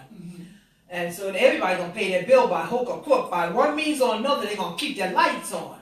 And so he said there's a utilities company in the Midwest that's about to go public. And that means they're coming onto the stock market. And they are looking for we brokers to find investors. He said, so instead of you paying me to purchase the stock, meaning him getting a commission, he said they are going to pay me for finding you the investor. I said, I like that idea. That means if I gave him $2,000, the entire $2,000 was going to my stock purchase, instead of maybe 50 of it going to the broker. They watch out for you. You know? They watch out for you. Are you still with E.F. Hutton? No, as I mentioned prior, my former husband and I, we didn't make it through the tunnel of marriage, although I'm not endorsing that you can't, because people can. You hold on to God, and God will hold on to the both of you. You know, I tell everybody, God is the glue. God is the glue in a marriage. Yes. So we didn't make it, and I had to at some point, but I held on for a while. I had to at some point sell those stocks, but I had earned some money on it. But it was it wet my tongue, it wet my heart, it wet my spirit for the taste to continue and get back to it. I mean, just that little income that I made from it. Mm-hmm. I didn't have to work for that money. You know, so when it comes to dividends, you have choices. You can leave it on the account and let it build up and use it to buy other stocks in another corporation or the same corporation, or you can have them send you a check and or make an deposit into your account. Or you can choose, you let the brokerage firm know what you want. So these are things to list down to ask them, because they're not always going to think of everything for your benefit. You know, that's your concern. A lot of the online brokerage firms, I emphatically want to let you know, they do not suggest what stocks, that's not in their realm to suggest what stocks you should buy when you call them. You know, and it looks so fabulous that you can establish a relationship with them because of your demeanor. In particular, Scott Trade. I want to be watchful when I say this. The manager was so great. He was so great. You know, he knew what I started with, but he, you know, pulled me into their private room, because they have some offices where they talk to certain customers to acclimate your understanding and give you some advice that's within the boundaries of what they can tell you. Mm-hmm. And he schooled me on things about the internet site that they had. I had no idea of the different I don't know how to, screens and all that I could go to, and information I could access to help me with my decision making. And he really walked me through that, and I appreciated it. Now, not all online brokerage firms have that available to you. but I appreciate that greatly. So you want to build somewhat of a rapport with them, whether it's just solely on the phone with them, because some may not have the walk-in service as well. Whatever the case, build a rapport. And when they did transition over to their business over to TD Ameritrade, he was kind to me. Okay. With wisdom and knowledge, he was kind to me, and I really appreciate it. So I beseech you to establish a rapport with the brokerage firm. Although sometimes you might get different reps on the phone. Make note of their name. Sometimes you can maybe ask for that particular person if you found that the bond was so great that you knew this person was watching out for you, and even though they may not be able to tell you what stocks to invest in, at least they can tell you what you don't know that they can tell you. And you want them to continue to build your wisdom and knowledge and understanding, because that's going to help you to grow your portfolio, to diversify your portfolio.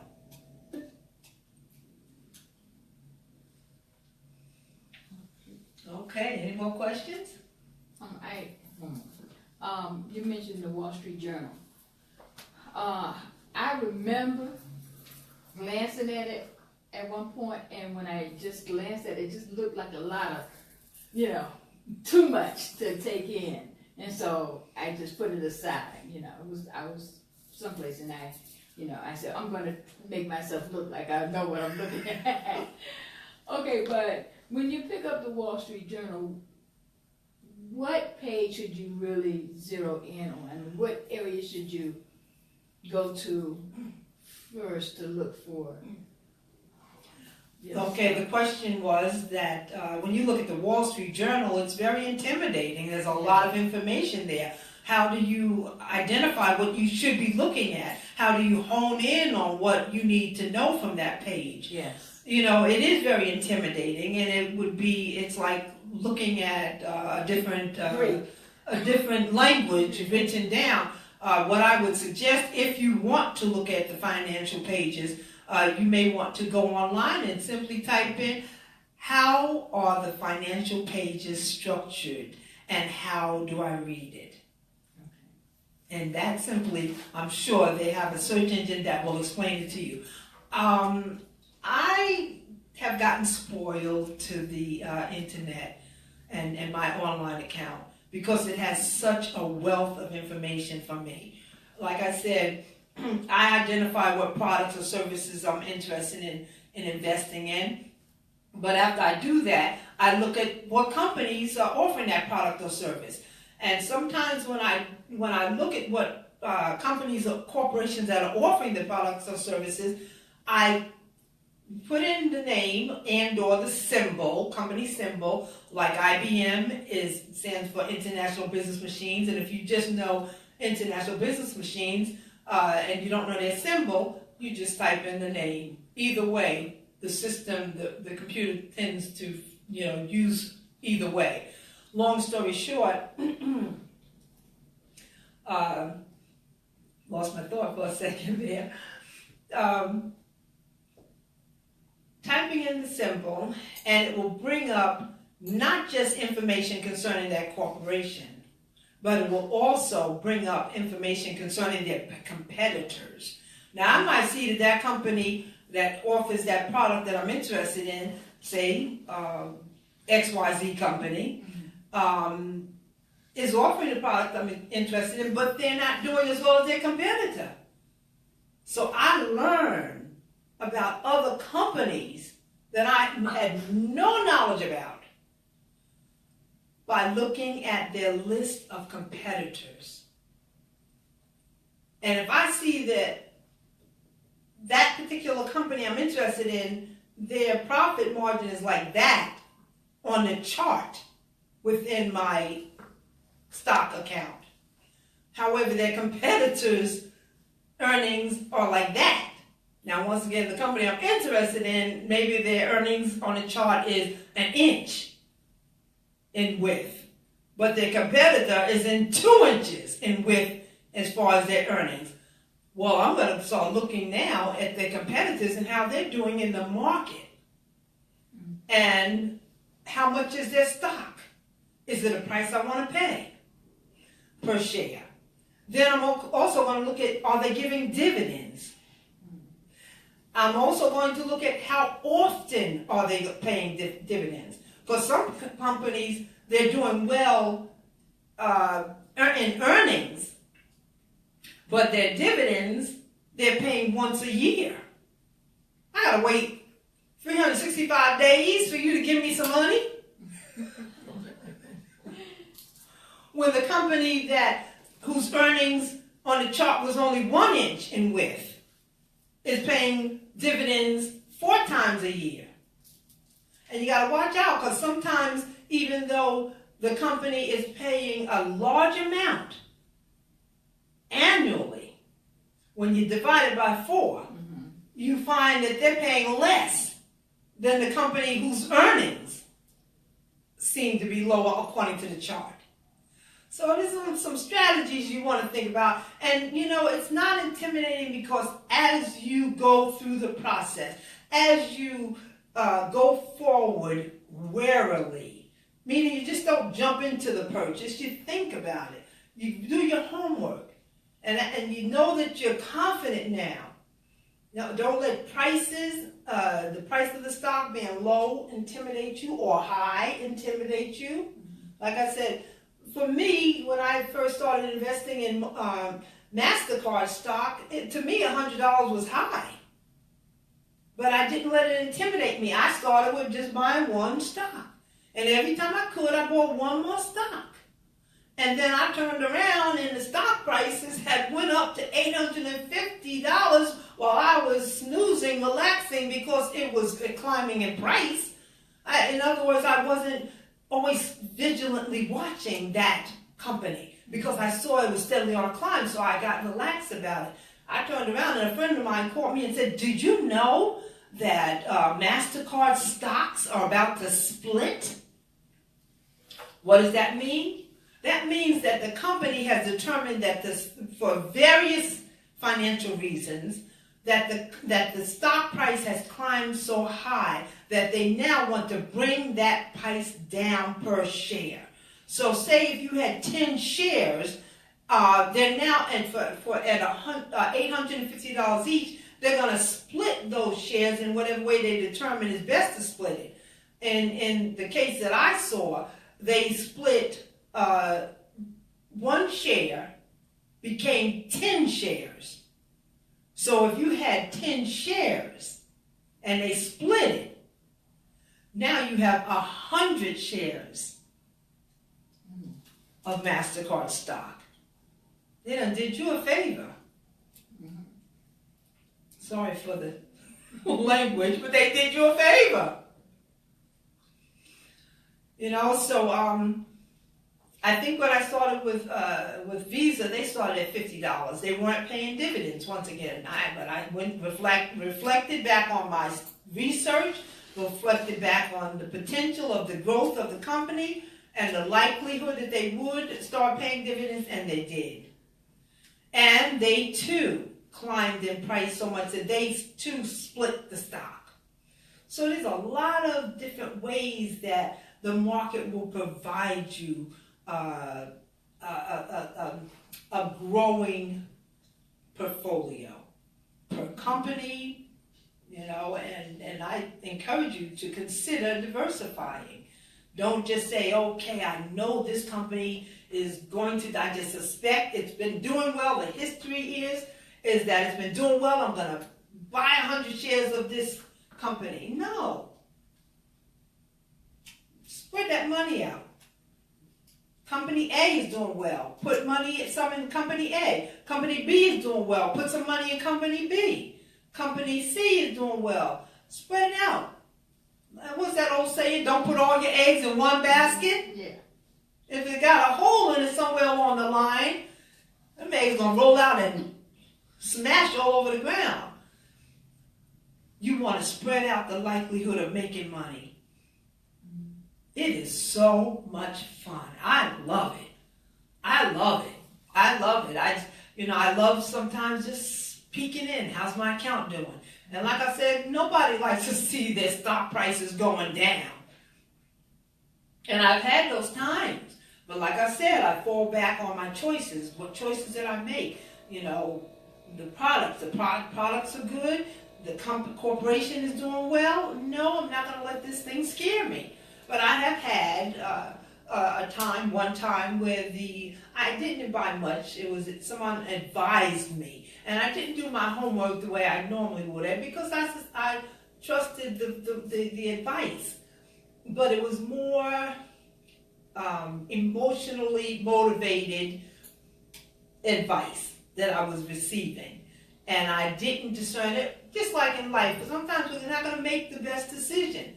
But the important thing is don't let it make you crash and get fearful and run in the opposite direction. Let it be a lesson.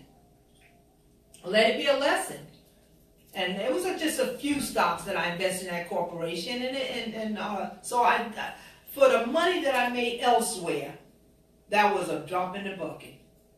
And after a while, the money that I made elsewhere, that little loss became insignificant. Any other questions?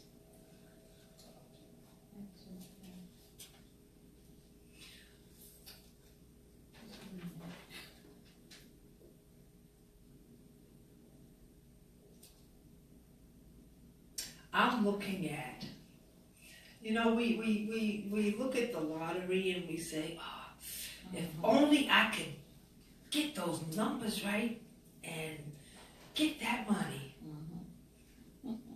But I'm looking right now at people that could easily take a step and keep walking the steps and get to where they got to go to.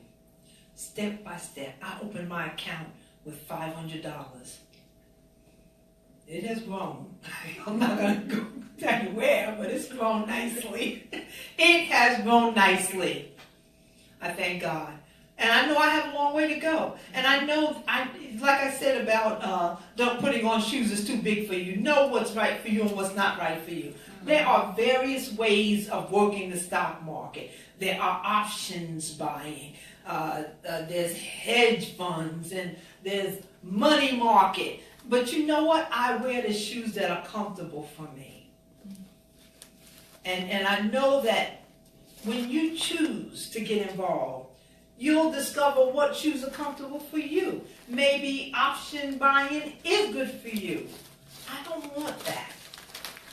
And I hear that really you can make money leaps and bounds in the options area and the hedge funds, but it's shoes that I don't want to wear because I have other aspirations. But because I narrow myself down to what works for me doesn't mean that you have to. So when I look at all of you, I look at the skies are the limits. When I consider everyone that's viewing live, I consider the skies are the limits. But you have to believe in yourself. And we all start nervous. We all start at an uncomfortable place with something new. But as we continue to play Monopoly, the game, as we continue to play that game online, and our thumbs are starting to get cramped from playing it, but we're so engaged in the factor of winning. We're so engaged in the colors we're looking at. We're so engaged in whatever aspiration that makes it fun for us that we just keep going forward. And that's what we need to do. Know the process of buying and selling stocks, of entering into the stock market and getting involved. Know the process. Learn the strategies. I've given you a lot. We have the presentation from March 17th that's still on my Facebook account. Go under my events. Investing in corporate stocks, Simplified. Watch it over and over again. Last night was signed up for a webinar, and I went on to it.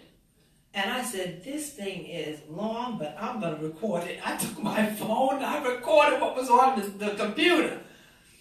Because I knew the information that that person was giving was so good. I needed to watch that over and over and over until that stuff was in me and became first nature.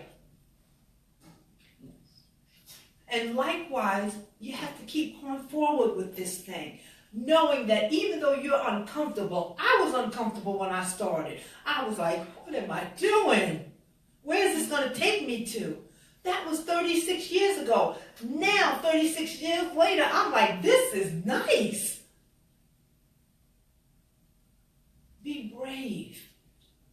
Don't feel intimidated. I gave my phone number. Call me. I'll give it to you over and over again. I'll give you more information. I want you to be like I feel now or better than me. Some of you might take it. What did Jesus say to his disciples? When I leave, you'll be doing greater things than me. And as you go forward with this situation of buying and selling stocks, you will probably do or may do greater things than me. And it's okay. Because there's probably information in my lifetime that you will share with me to help me do greater things. Mm-hmm. We have to get the mentality of helping each other. How does it hurt me to see you grow and go forward mightily? No, I feel good about it. I'd love to smile about seeing somebody else going forward. In March last month, one of the attendees, I won't say the name, I watched her, the way she talked, the way she presented herself. I said, woo, she exudes confidence. You know?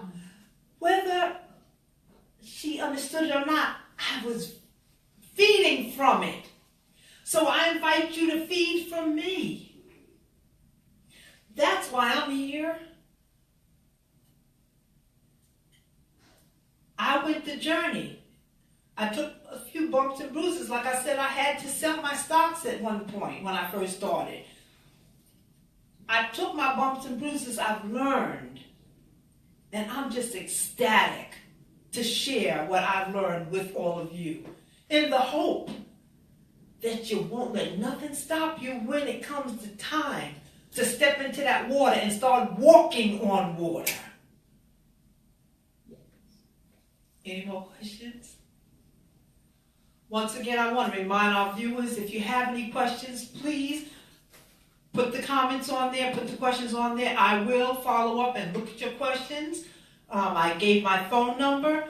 I will answer your questions. I want you to reach a level of confidence that you feel that you can take this journey. And maybe you're already involved with buying stocks. However, you have some questions or either hit some stumbling blocks and you need someone to advise you. And also our audience here, I want you to know, please, that I'm available to you. I'm quickly looking for the phone number here. I don't know it off the top of my head. I have a question here. Yes. There's actually a question on your live right now. Okay. And the viewer says, what do I put in Google search to start to buy stock to learn how to buy them? Simply put that question in. How do I buy stocks? I advise you, though, to go on to Google and look up, just put in the question, list stock brokerage firms. That's stock brokerage firms. And they'll give you a list. Call those firms. See what are they offering for you or to you. Find out how much they're charging for you to open an account. Not charging. Find out how much they're requiring for you to deposit to start that account. Once you find that the company, that firm, which firm is best suited for you, open up an account. I mentioned, just as examples, etrade.com or tdameritrade.com.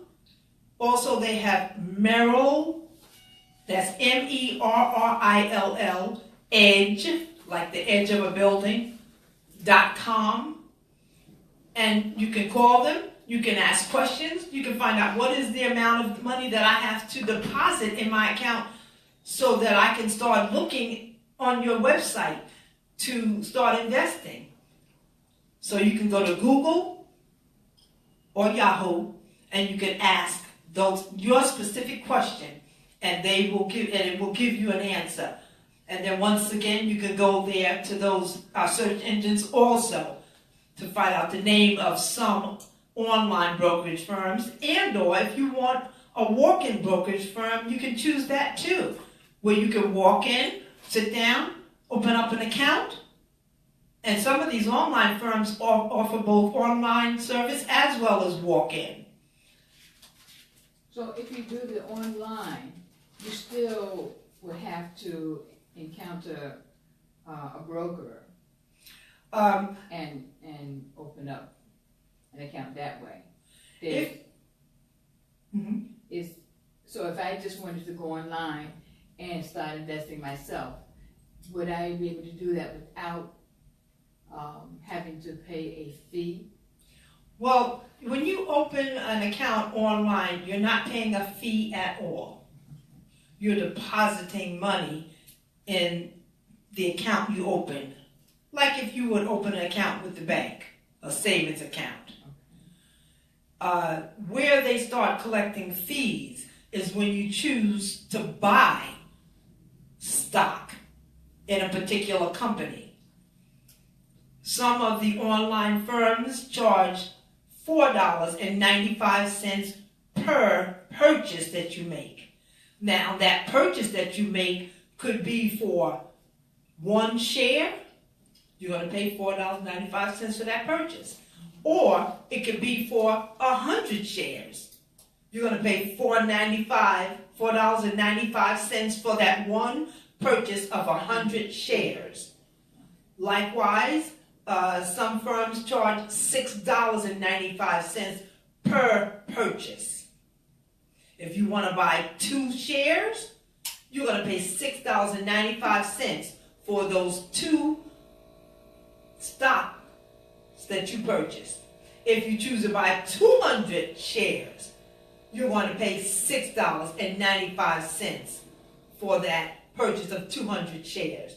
So the brokerage firm is getting their money from the money that you're paying to them for that transaction they're doing for you. And talking about my fun in it, there's been times every so often when I've seen the stock was offered, say, for $15, and I didn't want to buy it for $15. Just a minute ago, I saw it was for $12, so I want to buy it for $12. Sometimes a purchaser that's buying will tolerate paying that $12 if you say, I'm putting in a request to buy. You type it in. It says, how many shares do you want on your account? You say, I want 7. And it tells you the price per share. And, but you can say, I don't want to pay the market price. I want to pay the limited price. The limited price that I'm choosing is $12. Sometimes the market will tolerate that. There'll be a buyer that says, okay, I'll buy it from you. I'll sell it to you for $12. I'll sell it to you for $12. And sometimes the market will say, you either buy it for the market price that it's at right now at $15 or you will not get it.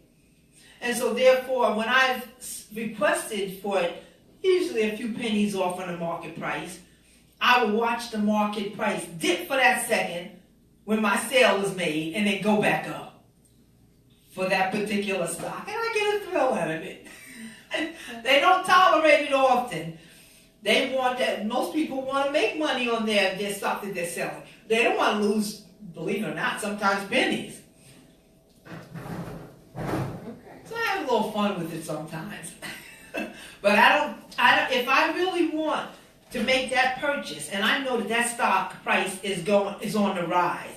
I want to get that stock at the lowest price that I can, and if it means that I got to buy it at the market price, I'm going to buy it at the market price. I'm going to put that 15 shares purchase in for $15 because I know that if I mess around and don't offer to pay the $15, within a few minutes, it could be $16 per share. So why do I want to pay $1 per share more? If I want 15 shares, now I've got to pay $15 more. Because instead of paying $15 a share for 15 stocks, now I'm paying $16 a share for 15 stocks. So I'm paying $1 more for each share. Yeah. So the operating within your online account is so easy. When you want to make a deposit, they have the ACH of capability. From home, I say deposit $100 in my account. They have my bank account information, and they just withdraw it. And sometimes the market, the account is so in sync, I love it. And sometimes as soon as I say deposit $100, sometimes that money is right there available for me to use to make a purchase. And when I want to get that stock at the going price and I don't want it to climb on me because I'm interested in that corporation and that stock, I want to buy that thing right now. So if my money is already in my account, as soon as I say deposit it into my account, I want to use it right now. I want to catch it at the best price. I don't want to wait for it to climb on me. And believe it or not, some stocks climb like that. I was just, like I mentioned earlier, I had noticed that the market was fluctuating downward because of political situations. And I looked at one particular stock that I was confident about. I forget the letters. I think it's L as in Larry, R, C as in Charles, X. There, I can tell you the specific symbols at another time, but their price was dropping, and it had dropped below what I paid for it. And you could say, wait a minute, I'm losing money here. But you know what? If it's not, the fluctuation is not due to the corporation functioning poorly, or the stocks functioning poorly, or the products functioning poorly, hold tight. Now I'm seeing that company stock going above what I paid for. It's climbing. And so we gotta relax. We can't let the masses, if everybody's running in one direction and you don't know what they're running from, and something good is running to you, you may want to shift and not run with them, but run to what they're running from, because they're running because they don't understand what's going on behind them. If you have an understanding, keep going in the direction you're supposed to go in. And so I stayed put, and it's back on the climb. All of my shares are back on the climb.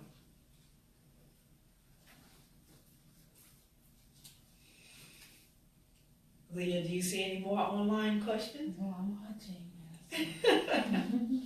I encourage you to reach out to me, reach out to the search engines that are available to you. There's so much on the internet that's available to us, and we really ought to take advantage of it, because we're living in a day and time where so much is available to us to see us through, all of the unknowns that we didn't have access to before. And right now, those unknowns are readily available at our fingertips. Once again, my contact phone number is 631-319-7228.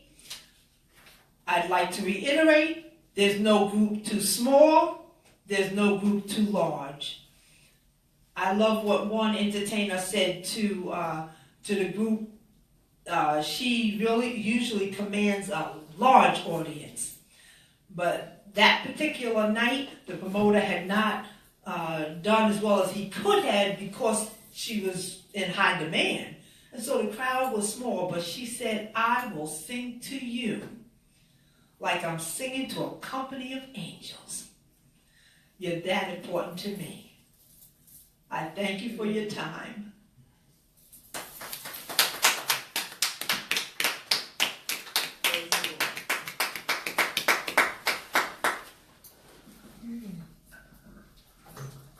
Praise the Lord. We just thank God for Reverend Carol Cortez and the knowledge that she shared with us on today. One of the things that I just love about sharing is that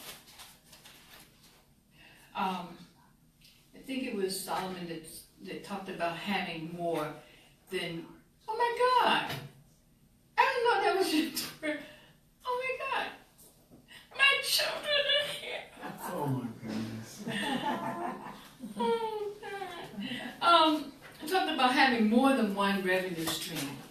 And so, you know, our Reverend was sharing about investing in corporate stocks. And so that's one revenue stream. And if you have a job, that's another revenue stream. And if you have your own business, that's another revenue stream. So you can't have too many revenue streams. And something else that she said, stay in your lane. You know, if you understand investing in the stock market, you know, stay in your lane. And then something else she said,